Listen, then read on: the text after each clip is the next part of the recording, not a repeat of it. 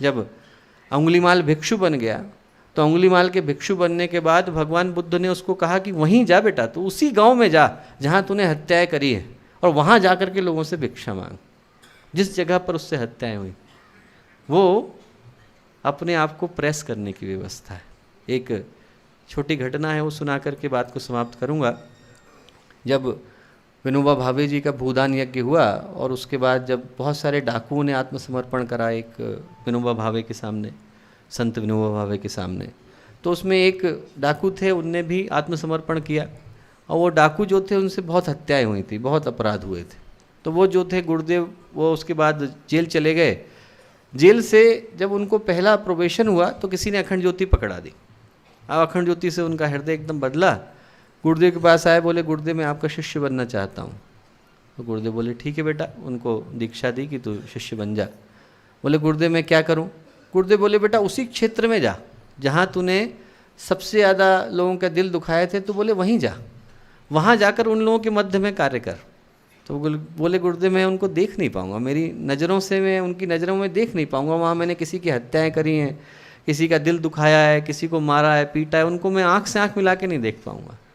गुरुदेव बोले बेटा कोई बात नहीं है, अंगुलीमाल वहीं पर भिक्षु बना था, तू वहीं जा और वहीं पर अपने कर्मों का प्रायश्चित कर।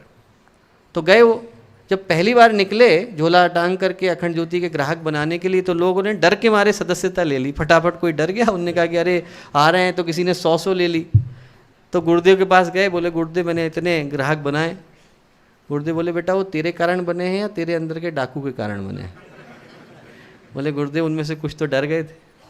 बोले अब तो बिना डराए जा उन्हें, अब तो तू बन करके जा और फिर लोगों से प्रार्थना कर, हृदय को निर्मल करके फिर उनके सामने खड़ा हो और फिर पूछ कि मैं गुरुदेव मैं जो है आपको सदस्य बनाना चाहता हूँ। तो जब लोगों को लगा कि सच में बदल गए, तो लोगों ने उनके प्रति व्यवहार बदलना शुरू करा। किसी ने उनको गाली देनी शुरू करी, किसी ने चिल्लाना शुरू करा कि अरे तो बदल गए हैं। तो लोग उनको ऊपर हंसते थे। तो लोग बोले कि तो लोग हंसते थे और अपमान करते थे। अब लोग जो है उनसे बोले, जो उनके मित्रगण थे, जब वो रात को बैठे तो एक दिन उनके मित्रगण बोले कि आप ये बताइए कि आप जब डाकू थे तो ये लोग डरा करते थे, और अब आप जो है बदल गए हैं, गायत्री परिवार के हो गए हैं, तो ये आपको देख करके हंसते हैं। तो बोले पर मैं चैन की नींद सोता हूँ।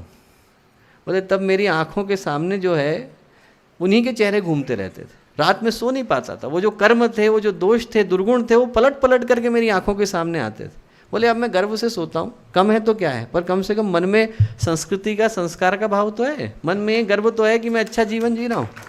तो दोस्तों वो जो अच्छा जीवन जीने का सौभाग्य है, गर्व है, गौरव है, संतोष है, वो साधना का अंतिम चरण है।